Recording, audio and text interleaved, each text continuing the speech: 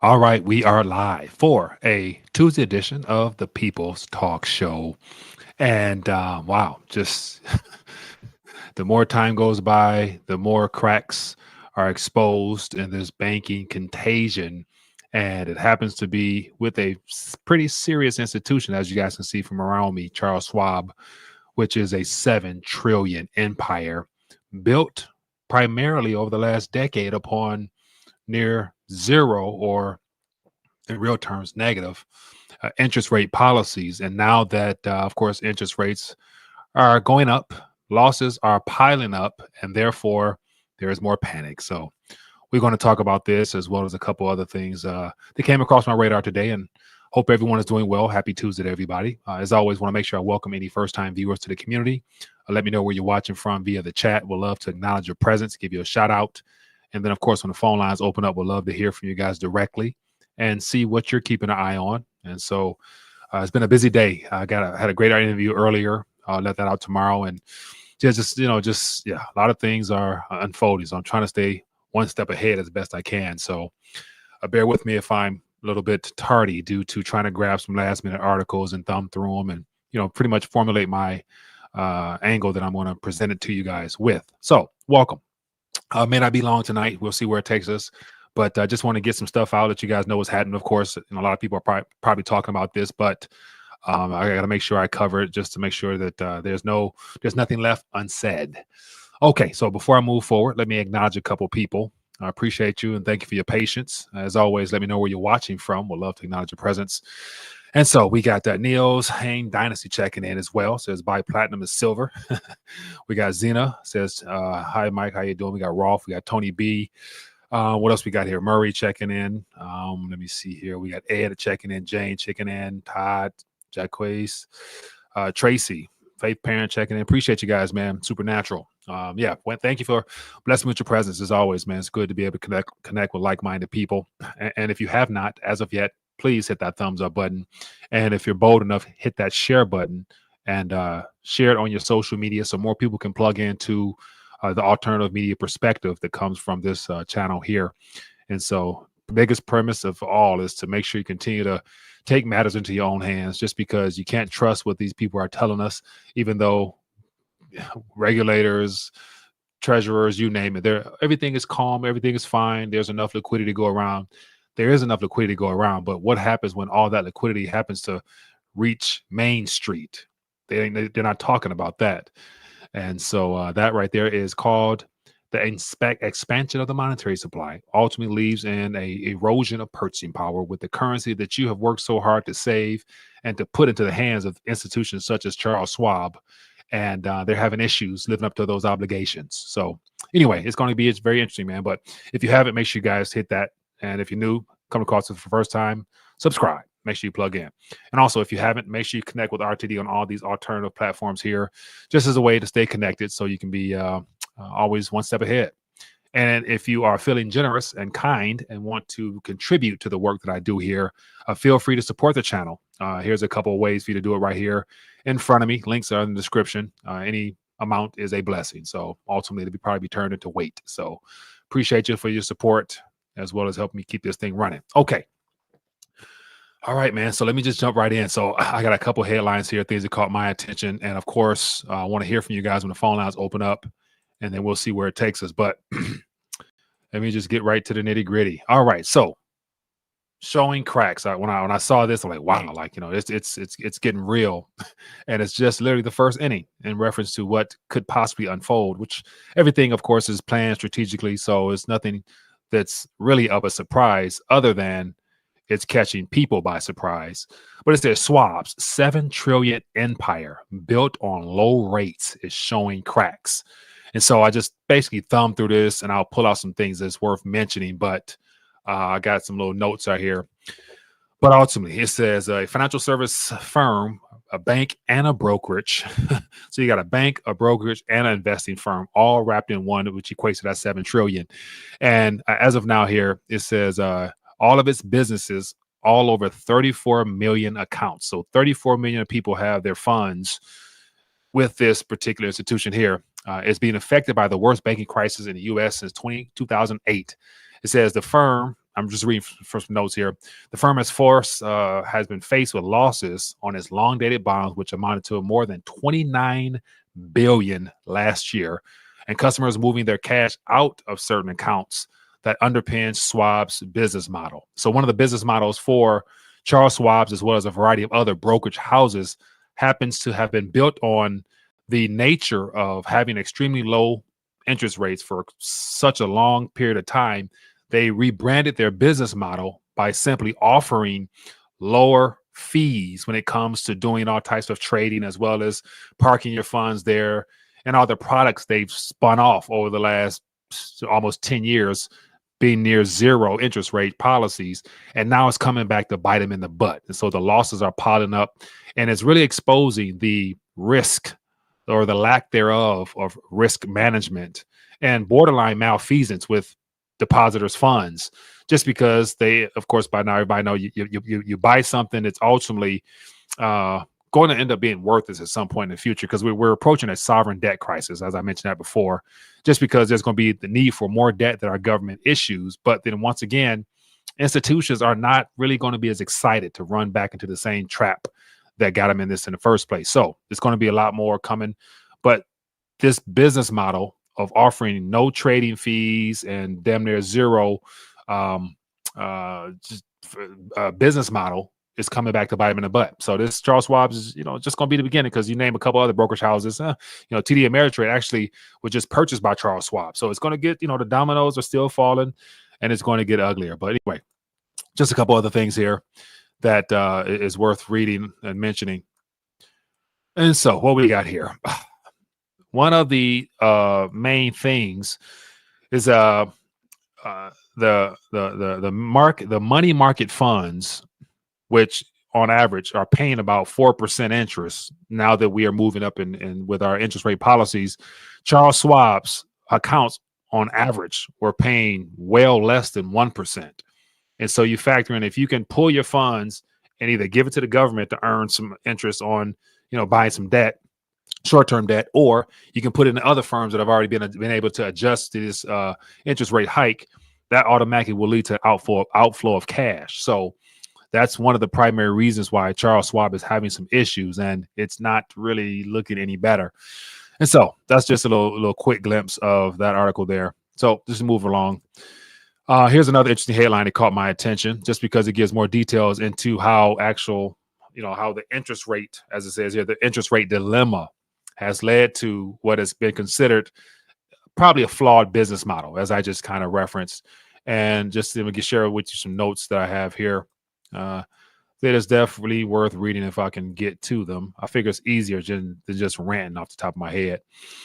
But real quick here.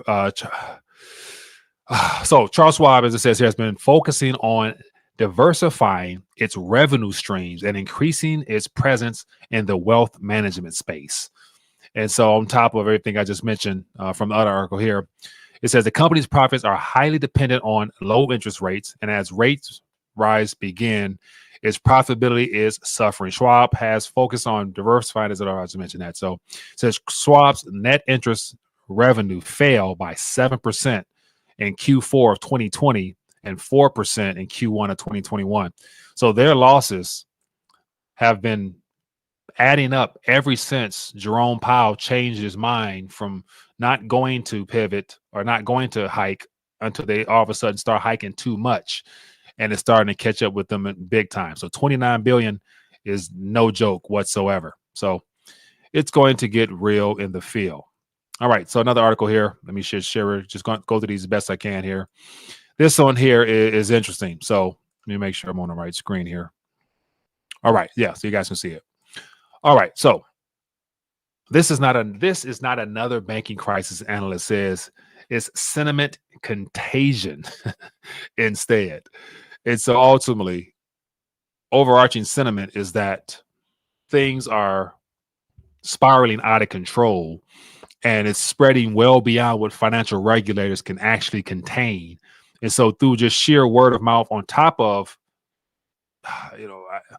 external fears beyond what is actually in the banking sector, more people are beginning to question exactly as to whether or not their funds are in good hands. And that in and of itself leads to a daisy chain of events of people wanting to either pull more or remove more into other accounts that are offered as being more stable.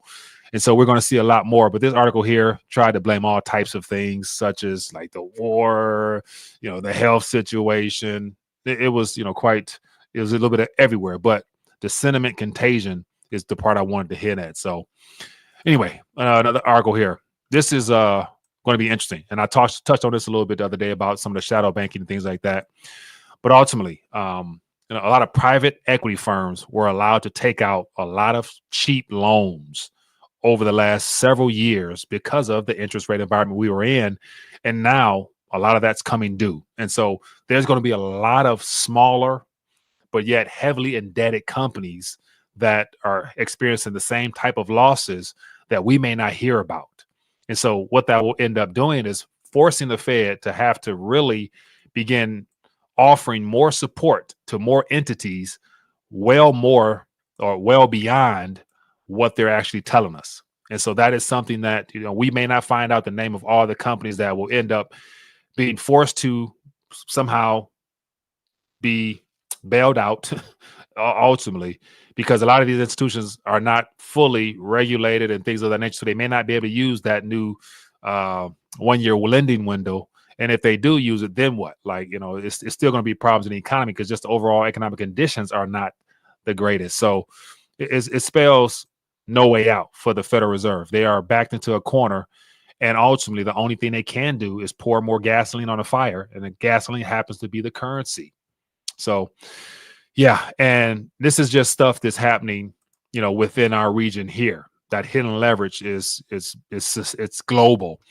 And just to show you how bad things are developing in Europe, here's another interesting article here that is worth mentioning, because not only is it happening here in the US, it's happening in the Eurozone, and they're setting records. So as you guys can see here, it says money pulled from Eurozone banks at record rate in February. So as of last month, 214 billion was pulled from Eurozone banks within a 5-month time frame here. And this was probably, I'm sure it's probably increased significantly since this February figures came out. So you're not alone if you are concerned with your funds and your retirement funds and all these brokerage houses and the products they've offered for so long.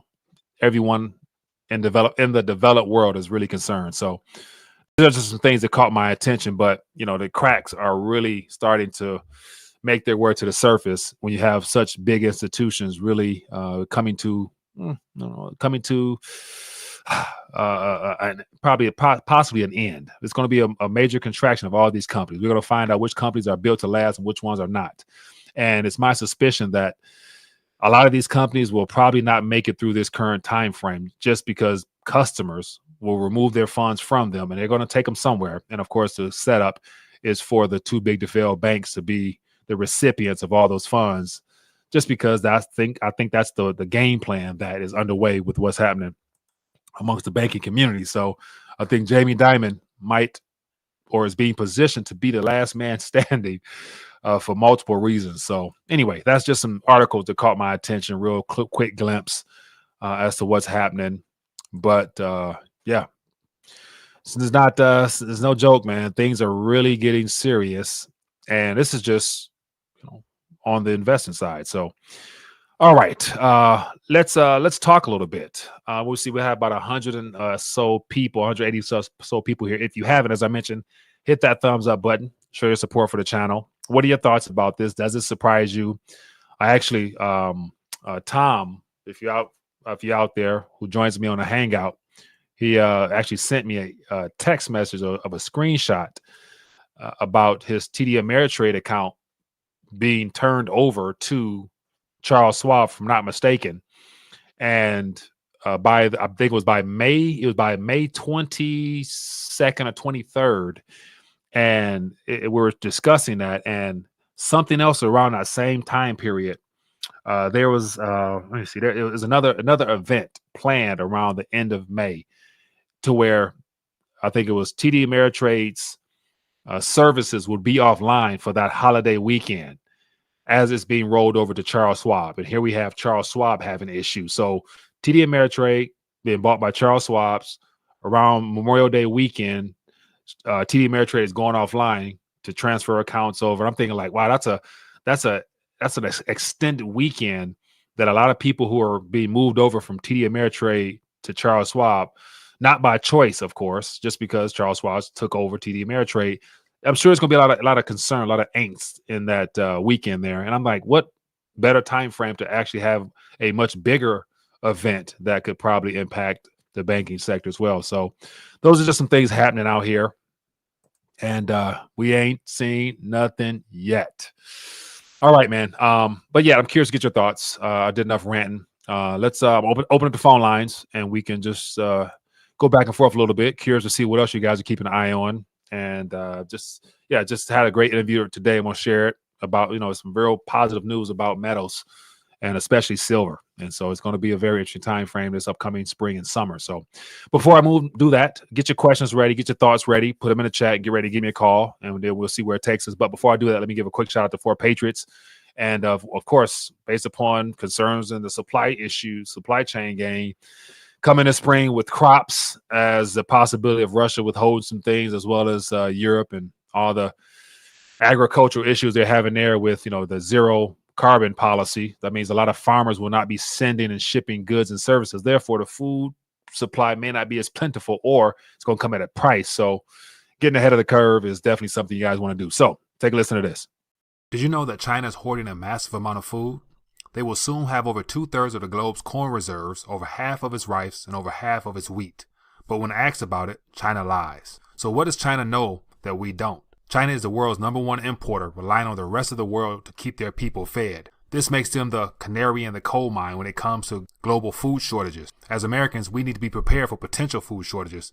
That's where 4 Patriots Survival Food comes in. Their kits are compact, stackable, and have received a 5-star review for their flavor and taste. And right now, you can get 10% off your first purchase by using code RTD at checkout at 4patriots.com. Don't wait. Prepare today. Once again, use code RTD at 4patriots.com and save 10% on your first purchase. All right, we are back, and want to hear from you guys. So let's talk, man. Give me a call. Let me get this information out there so everybody know what number to call. 313-462-0027. Give me a call or put something in the chat, something that came across your radar that you guys want to touch on, and we can definitely do that. And definitely, I see Rolf says, the top 5 or 6 banks will run the CBDC and UBI. Yeah, it's a consolidation of power. It's been happening every single recession, every single panic. So we got the panic of 1907, which led to the creation of the Federal Reserve. Panic of 1913. Then we got the panic of the depression of the 30s. Then we got the panic of, you name it. Every decade or so, there's a panic or the recession or depression, and the banking sector shrinks. Right to right now, we're down a couple thousand, which will probably go to a couple hundred within the next year or so. Then down to a couple, in a hundred range, and there on. So this is by design, of course. All right, caller. Let's get somebody on here. Let's find out what we got here. Hello, caller. What's your name? Where you calling from? Yeah, Mike, Steve, Steve, what's going on, my friend? Hey, sent you a couple of videos there. One of them is Kroger's grocery stores. They're going to close like over 400 of them. Really? Yeah. Yes, that's in your email there. And then the other one is 3 manufacturing plants blow up in Mexico on the same day. Keeping in mind. Yeah, that's what a coincidence that is. How does 3 go up in one day? Yeah, 3 and then the last thing is just on the lighter side of things. On Netflix, the movie about McDonald's, that's a good movie. So if people want to check that out on Netflix, go ahead. And there's also a menu that I sent you on that. Like, do you have that there? The burgers menu or McDonald's? Yeah. Are you able to post that? Yep, I got it. Yeah, I got it on the screen right now. Give us a quick glimpse. So it looks like the prices when McDonald's first started. It looks like. Yeah, that's the original menu. A burger a fry and a Coke. That's 35 cents. Yeah, we've come a long way since then, my friend. We all know that. That is ridiculous, man. I'm going to let you off here and listen to the rest of the show. Appreciate you, man. Thanks for calling and sharing that. Yeah, we've come a long way. It says 10-cent root beer, 10-cent. What's that? Orange Aid, Coca-Cola, French fries, 10 cents, milk, 20 cents, a hamburger, 15 cents. Yeah, those days are long gone. Long gone. Okay, yeah. What else is going on? Rolf says the U.S. is already in World War III. You just denying it still, if you're in your mind, but it's always at the point where we'll never go back where it was before 2022. Yeah, I would say even before 2022. We'll never go back before March. Was it March? March 21st. 2020, when we were supposed to just have 15 days to stop the spread. Like everything has been going downhill since then. And it's just been all types of craziness. Like, Satan is just ramping things up in warp speed. Obviously, he knows his time is short. Oh, man. But anyway, let's get some more calls here. What else we got? Let me get here. Hello, caller. What's your name? Where you calling from? Hey, Mike. It's Mike from Pacoima, California. Mike, what's going on, my friend? Oh, just not much, man. Just trying to get prepared for this next batch of rain coming in. I'm over it. Oh, yeah. I heard you guys got, tsunamis and, water flooding. I mean, tornadoes. Yeah. Yeah, that's it's been some wild stuff. Today was nice, though. It was 80 degrees today. It was normal California springtime today. Yeah. But tomorrow, no. I just wanted to let your viewers know that what I've been noticing about these bank failures is that they let the bondholders fail. Mm-hmm. And what's a bondholder on that? That's my question. Like, yeah, did they buy the bond on the open market, or is that your money market account? Is that your interest-bearing savings account there? Anything that gets a yield. Mm-hmm. So yeah. I would just be careful about where you put it in mm-hmm. the bank. You might think you're safe and you might not be safe, Right. And that's where the scramble right now is to try to reinstate confidence in the financial system in general because of that discrepancy on who's safe and who's not. And ultimately, the uber wealthy people who have well beyond that 250,000, those are the ones that for the most part, keep the banks alive. And so if they don't have confidence that they're going to be safe, then there is no system. So now it's to scramble to find out how much they're going to try. How much will they be willing to insure? And will that work? I doubt it. So I think the cat's out the bag now. It's too late, man. And more people are realizing that, they may not be able to get a hold of what they think is theirs in time. So why take the chance? And that's a part of the whole banking contagion and sentiment that I was talking about earlier. So yeah, people know better now. So we'll see. I lost my train of thought. Yeah, so that's another concern that I have is if you're considered a bondholder in like a money market account, mm-hmm. you can have less than $250,000 in the money market account. You might think you are insured by that FDIC, mm-hmm. but you might not be. If it's a high yield account, what's high yield to these guys, Right. Like you might be at risk and you may not even know it. And their wording and their products, they kind of dance around it. They don't tell you what you're investing in to get that yield. It's got to come from somewhere. Right. 100%. And that's where the risk falls on you as a holder of that instrument. You get what I'm saying. Instrument, right? Yeah. Hey, man. Yeah. So they just keep the weight up, right, man? Hey, exactly. It's never been more crucial, man. Appreciate you calling, my friend. Thank you for keeping us up to date. Hey, have a good one. I'll talk to you again. Yeah, be good. Yeah, the cat got my tongue on that one. I couldn't even get the word instrument in my mouth. All right, man. What else we got going on here? Yeah, it's just interesting times, man. Interesting time. So I did see Rolf. You said something about I do be posting about. What's happening in France. France right now, Macron is not too favorable right now. So I don't think the people are going to leave the streets no time soon. Because one thing about France is that, of course, Europe in general. Anybody who's ever been to Europe, how laid back and relaxed Europe is, to where their lifestyle is a lot different than ours. So where their pensions is a major foundation to their job security. So their pensions is similar to our Social Security here. And when you try to go from 62 to 64 without actually having it voted upon, that's enough to get a lot of people pissed. So imagine on the same front here with Social Security, if they start making some changes, other than I think they probably already attempted to hike the age up for retirement in general, but that's definitely going to get some notice. And the thing here, people in the U.S., they too bougie to hit the street. So they could probably actually get away with it here. That's the sad part about it. All right, let me get some more calls in. I'm up here ranting too much. Let me see here. Forgive me. I did miss a couple calls. Forgive me. Give me a call back. I'll get you on here. Carlos says, my people, get ready. Next stimulus big, Donnie, for gold and silver Fed is trap, and they won't let markets collapse. Hey, keep everybody happy. Yeah, and they'll, of course, the only thing they can't do is pour more gasoline on the fire. So that's going to keep people happy until people realize that the blaze that's burning harder and stronger happens to be because of the gas put on the fire, which is the currency. So I think this time around, it'll work in the short term just because your average Joe have been conditioned to think that just having possession of digits makes you, I guess, wealthy or it gives you that sense of comfort because there's emotions attached to digital numbers.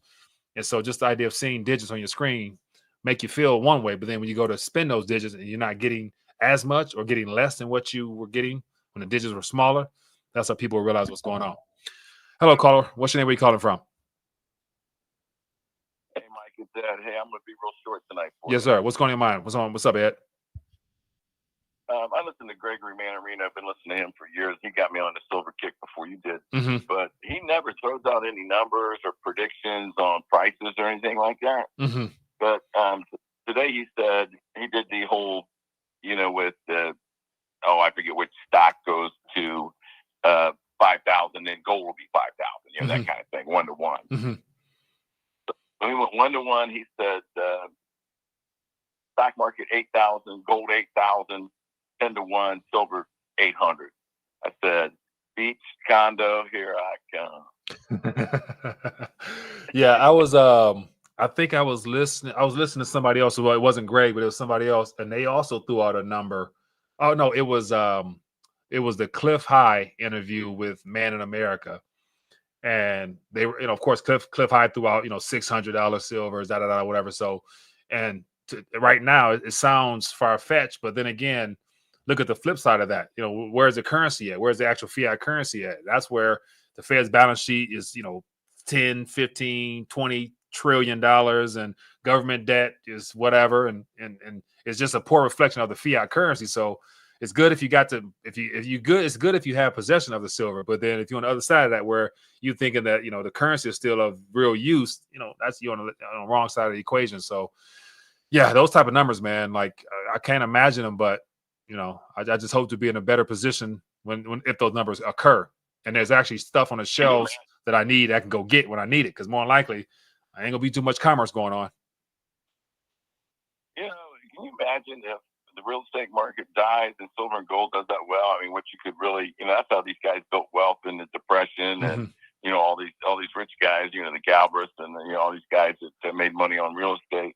But that was encouraging to hear that, and I'm really looking forward to your interview tomorrow. Yeah, definitely, it was a good one with Mr. Leo Gantz. He dropped some nuggets, man, about deglobalization and a de-dollarization together, how it's all tying up right now. So it was a good one, man. But hey, man, appreciate your calling, my friend. Yeah, one other thing, when we silver bugs do hit it big, man, we got to help the brothers and sisters in Christ first. That's our duty. I do agree, my friend. I do agree. Thank you for calling in. All right, Mike. Bye. Yeah. Hello, caller. What's your name? Where you calling from? Yeah, this is Roger from South Texas. Roger from South Texas. What's going on with you, Roger? I'm just thinking about the timeline, because, obviously we think about 71, we think about the 2000 crisis, but the big one was 2008, and we just keep moving further and further. And, you've had people telling you for 10, 15 years that, you got to do this is going to happen. But, I mean, it really is looking like now is the time. I'm kind of like thinking like I hesitated on buying more silver, which, I've got some, but and I'm just thinking like is it time to put the puts in? Is it time to start thinking seriously about a crash coming real soon? I mean, is this bank a warning? Why don't you give me your thoughts off there, and I'll just kind of hear about what you think the timeline's looking like. And that's where so that's one of the problems with being in this space. Given times always make you look like an ass, just because they've somehow, some way, they've managed to kick the can further. And even though things are starting to crack, things are starting to be exposed, confidence is eroding, I still wouldn't sleep on the fact that they can pull some more time out of this, just because as of right now, the world still uses dollars. And so as long as the world still uses dollars, the system can go on, and it can just take, we can, like the Titanic or like a ship just sinking, we can take our losses, taking on lots of water, but the thing can manage to stay afloat to where, you can lose a lot, unless you're an experienced trader, what you're doing.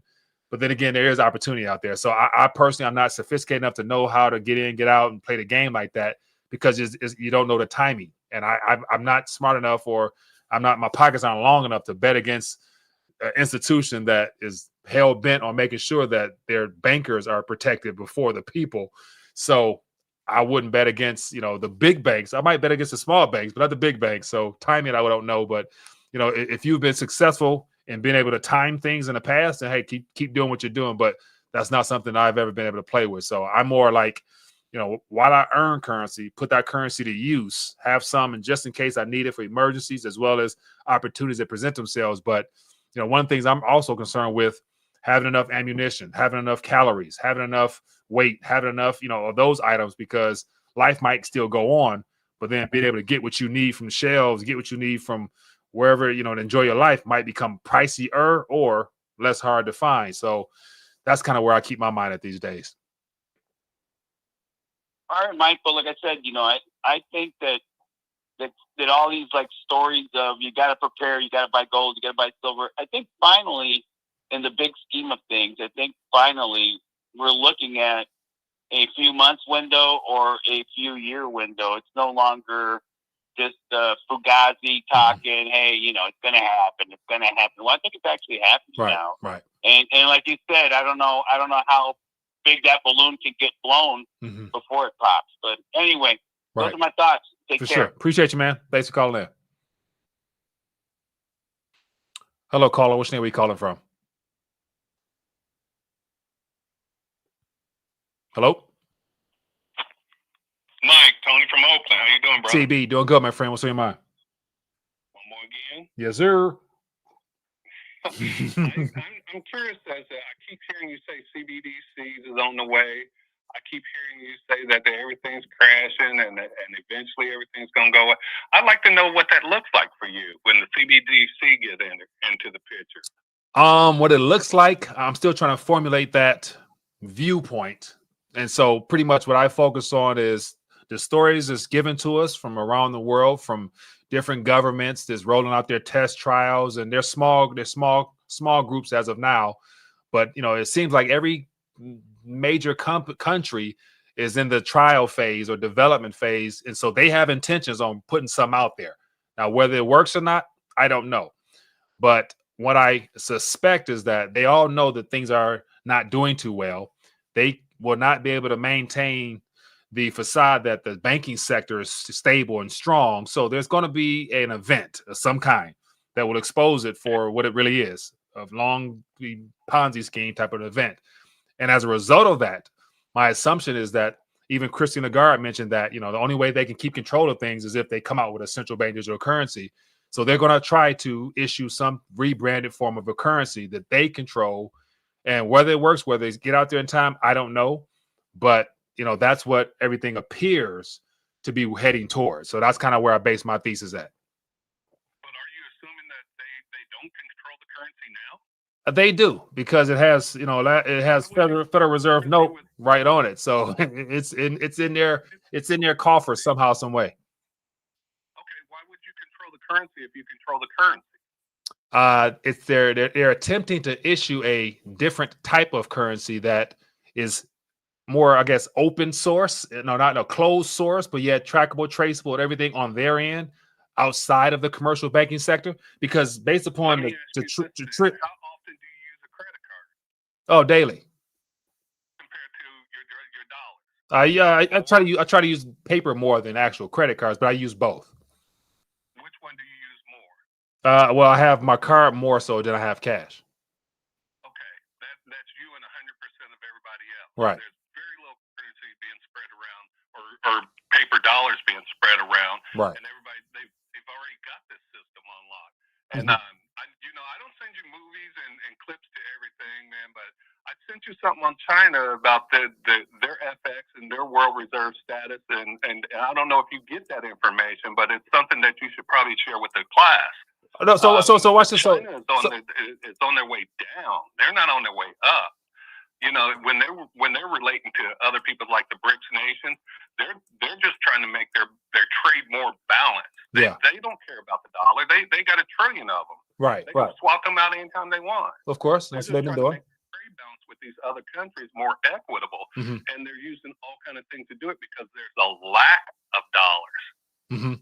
And so, like, if it's a lack of dollars, and you and you ultimately want to try to diversify away from them, then that would lead more countries to want to use their own currencies, which they're doing more now of, as well as currency swaps, and basically trying to create alternative methods. Dollars are pouring into the U.S. buying bonds. Dollars are pouring back into the U.S., but you get so many dollars, you don't want that, because the next thing you know, you got to get those things in circulation again. Right. And the hard thing to do is get them in circulation when you're in a depression. Right. So I would encourage you to look into the CBDCs for what it's for. It's just a central bank digital currency. So they won't be utilized by the people? Not for the people. So no retail CBDCs. Okay, let me do it this way. Are you going to be able to get enough CBDCs into the market for the world? You'll be able. So, but no. See, but every country's doing their own thing, and so there'll be enough. The Bank of England mentioned that they're going to have they're just them talking. They're going to have approximately, every account can hold up to about 10,000 of their digital units, and before they have limitations, expiration dates, and stuff like that. So, according to that model, which I'd assume applies to the U.S. and everywhere, digital yuan and all that other stuff, there's going to come with restrictions and things of that nature where it'll happen within their own country, but it'll all equal at the end of the day. They're all going to be on the same model. Well, but you would need to have that on blockchain, and that's not what CBDCs are about. Right, but it's a private ledger. It's a private ledger that's on the commercial banking or the Federal Reserves. Their 12 reserve banks more than likely got some warehouses now with servers and everything in between that they are able to control everything, and it's going to eventually be interconnected with the 4 or 5 banks that remains after this, contagion, blows away. And then that'll be, I guess, the continuation of the current system we have now, but it'll take place in collaboration with the Federal Reserve directly, rather than just going through commercial banks and swiping your cards and creating currency that way. It's a possible way. So, of course, nobody knows for sure, but that just kind of seems like how things are playing out. But the Federal Reserve is not federal, right? Of course. How are they going to create something they can't create? Believe me, between now and the time something happens, they're going to get the authorization, just like they did to create the Federal Reserve, to come up with a new way to serve the people directly. I mean, that's what they're working on. So you went through 2020. Why didn't they do it then? Wasn't time. It wasn't time. They got a lot more lifeline left in the Federal Reserve system. Like the balance sheet right now is only less than 9 trillion. They're gonna try to get at least another 10 to 15 on top of that trillion, and then they'll have to make some adjustments because of just who's gonna buy the government debt. Okay, if you was the bank and I owed you $100, no problem, right? Sure. And if you were the bank and I owed you $17 trillion, I'm your boss. That's about right. They're our boss right now, in a sense. So that's what I'm saying is why would they change something that's working for them? All they would do is just come up with another swap line. They talk about tools. If they had tools, they would resolve the problem. They don't resolve the problem. They don't react to the problem after the fact the problem happened. Right. So there's no way they can be out in front of a CBDC and it's going to work. It's not going to work. But the goal is it's all about control, man. And so once they get tired of paper being in circulation, and they push us towards a cashless society, because as you mentioned, nobody uses cash. So it'd be easier to move people out of physical cash and into a strategically placed and organized digital atmosphere like what we have now, but more controlled and more in their favor to maintain at the top of the food pyramid. That's all. But you know the 250,000 FDIC, that had nothing to do with us. They bailed out the rich cronies. Of course. So what makes you think they want to come after you for less than that? The Fed don't want your money, man. They already got it. I know our currency is there. And they get your money on a daily. They tax you twice. Right. They take your tax returns. I mean, they've already got us locked. Why would they want to create something that don't do anything? The good thing is, I don't have the answers, but I just go upon what I assess based upon what's happening globally. So, but hey, I appreciate your call. Let me get some more calls in, man. Wish you luck with that, brother. Appreciate you. Yep. Hello, caller. What's name? Where you calling from? This is Pat from Alabama. How you doing, Pat, Mike? doing good, my friend. Long time. What's going on with you? Oh, I broke my leg about October. You broke your leg. Sorry to hear that. Yeah, hip and femur. At any rate, I just got to remind you, with Biden trying to buy his own war in Ukraine, and got bank failures and all this. Brother, don't you see this is just adding into the fear? What's that? I mean, they're building the biggest fear ball I've ever seen. We've got stuff coming from so many directions, it's hard to pick one. Yeah. And unfortunately, all these different narratives and distractions, diversion tactics, they're all heading towards the same direction. And at the core of all of this, of course, is the monetary system. Whether it's East-West, whatever they're feeding us, it's all about the current system and how they're trying to redo things. And so what it looks like, nobody knows, but it's definitely not going to be more liberating for the people. So we'll have to just wait and see. But once again, these things must occur. So yeah. Well, I'm sitting here kind of pretty sitting back watching the thing. Don't owe no debts. And everything's lovely as far as I'm concerned. And I saw this back in 2008 and 2009. And it's kind of like they just rewound it and send us off on that trail again. Yeah. I'm going to let you go. Hey, man. You don't get to hear an old man rattle because he doesn't understand everything.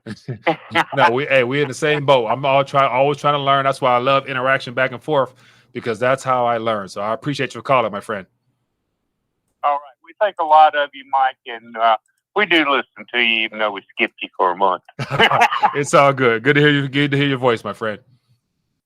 Good to hear you. Bye. Be good. Good old Pat. Appreciate you, Pat. So yeah, let me just, as a reminder, man, like, one of the good things about history is that so much we can learn from it, and it tends to repeat. It tends to repeat and yet rhyme, but yet using technology, you can always one up things. And so let me just share with you this visual aid here that I put together a couple of years ago, just showing you the trajectory that we've been on for the last since basically the removal of gold and silver out of our currency supply. And so, like, the changes we're experiencing now with our currency is nothing new, but it's been strategically done and designed based upon the way you see on the screen here. And so if you go back to 1850, you see, gold back, you see gold and silver circulating. And then, of course, they introduced paper. Of course, we know the greenbacks was supposed to be redeemable after the Civil War, yada, yada. Somehow it wasn't. Crime of 1873 demonetized silver. Then we had the introduction of a gold standard shortly thereafter. Then we got into, unbacked paper and back paper. You let those circulate for a couple of decades. People started to have choices, alternatives. We had, I think, about 7 different brand types of currency during this phase here. Then we get into the technological age with the introduction of computers and stuff like that. And then unbacked paper becomes more than back paper. Silver is on its way out. Then we get into the digital age. So starting in the 70s, 60s really, but 70s, when we went into this solely fiat currency standard, that's when it became the electronic digits, rather, became the primary source of money. And then here we are now. This is 2 years old, but 98, probably 99% all digital with very little paper. So you can see paper has been weeded out well after the metals were taken out. And then we were going solely digital anyway. So it was just a matter of time before we be all digital. And the paper or the digits are controlled and operated by the Federal Reserve. So anyway it go, as long as we are using a centrally controlled currency, paper or digits, it's all a part of the same game. And that is just the trajectory we've been on. So what it looks like, how it's rolled out, if it works, nobody knows. But at the end of all this, according to the Bible, we're going to have a single currency. And so what better way to connect all these currencies other than make them interoperable in digital form so that people literally have no choice but to accept it or use something else. But then again, it's going to come with pushback. So, but anyway, just trying to put together what's happening, man, and share my 2 cents on it. Death of the US dollar as a world reserve currency. Mark O'Sullivan. At some point, the world will have a viable alternative to the dollar, and then the free market will choose what's best to use. And of course, the West is not, or the East or West is not going down without a fight. So everything worthwhile comes to an end. We know that. Now it's just a matter of how. All right, let's get this last call. We got about 46 minutes. Hello, caller. What's your name? Where you call for? Hey, what's going on, Mike? My name is Mike also. I'm calling from the Bronx, New York City. Mike from the Bronx. What's going on, my friend? Nothing, man. I just I was listening to your podcast, and I heard one of the callers, like 2 callers ago. Mm-hmm. He was talking. By the way, I must say I have a lot of respect for the way that you humbly approach people when they talk to you, and Mm-hmm. The way that you respond. I have a lot of respect for the way that you come back to them. Appreciate it. But no doubt, bro. But you know, the big thing is with the CBDCs and everything. I think you hit the nail on the head where you said that it's a way to control people. Mm-hmm. I'm a business owner. I own a tattoo shop, and during 2020, the whole lockdown, I was over here. I was pretty much against it, and when they allowed us, quote unquote, which I never really shut down. I just closed the curtains on my shop and everything. But when they allowed us to reopen, I'll tell you, I had a lot of state agents coming in here harassing me, and I stood up against it because everything that was with those regulations that was happening, the mask and everything, goes against what I'm licensed in by the Department of Health. Right. Like, you touch it, it's cross-contamination, you're spreading viruses and whatnot. So what they ended up doing was I ended up actually being on the local news channel here, and along with a lot of other businesses. And in response to that, Chase Bank shut down my bank account. And so what I'm assuming is when they have a CBDC for everybody, that'll be the norm. If you speak up, if you go against anything, if you're not doing what they dictate you to do, they're going to shut you out. It's going to be easy. They can't go in your pocket and take those words. I mean, even though the paper dollar is losing value, and it has been since, the gold backing has been removed from it in, 1971? Yeah. But once we go digital, by the click of a button, they can shut you off the system if they do not feel like you're going with their program. So that's the main reason why I think, and through my personal experience, they're moving us all to CBDCs. And also, too, as a tattoo artist and a business owner, I mean, somebody can pay me in cash. Nobody knows about that for their tattoo.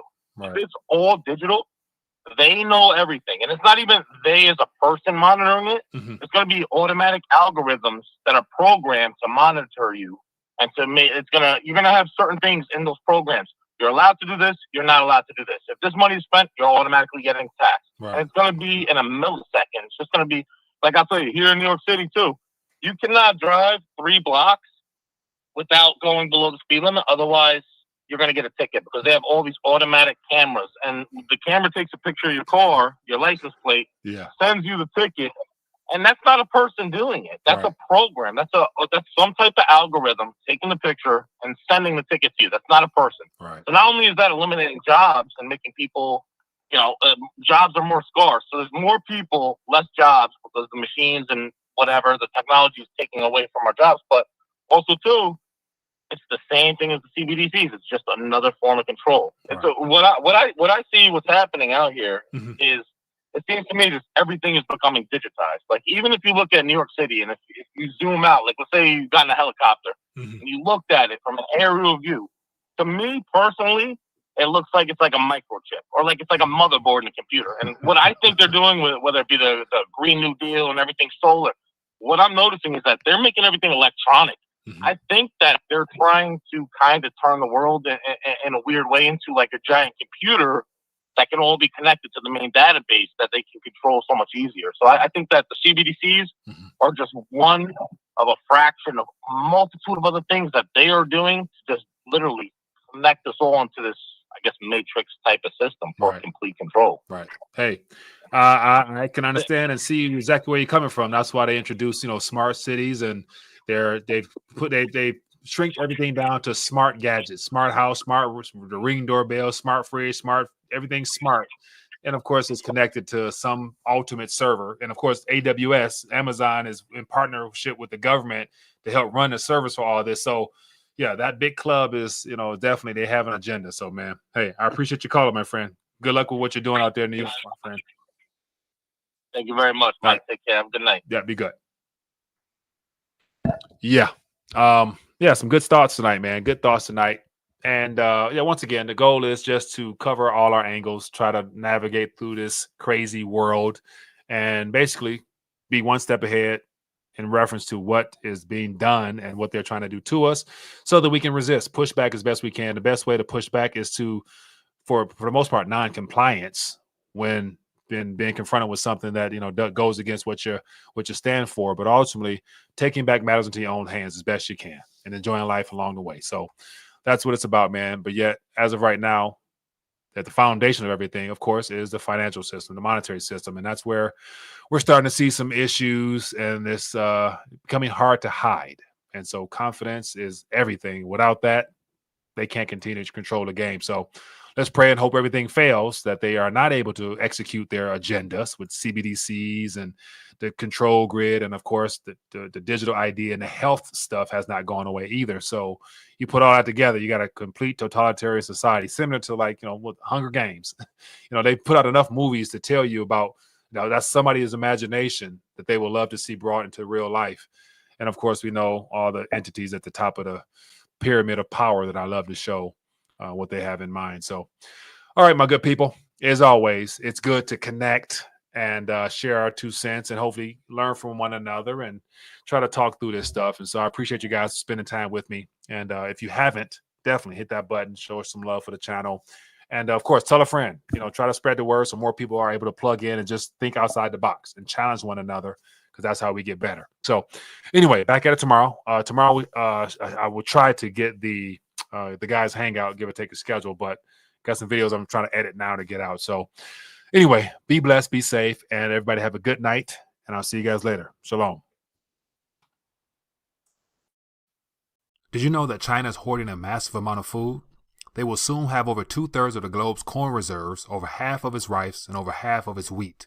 But when asked about it, China lies. So what does China know that we don't? China is the world's #1 importer, relying on the rest of the world to keep their people fed. This makes them the canary in the coal mine when it comes to global food shortages. As Americans, we need to be prepared for potential food shortages.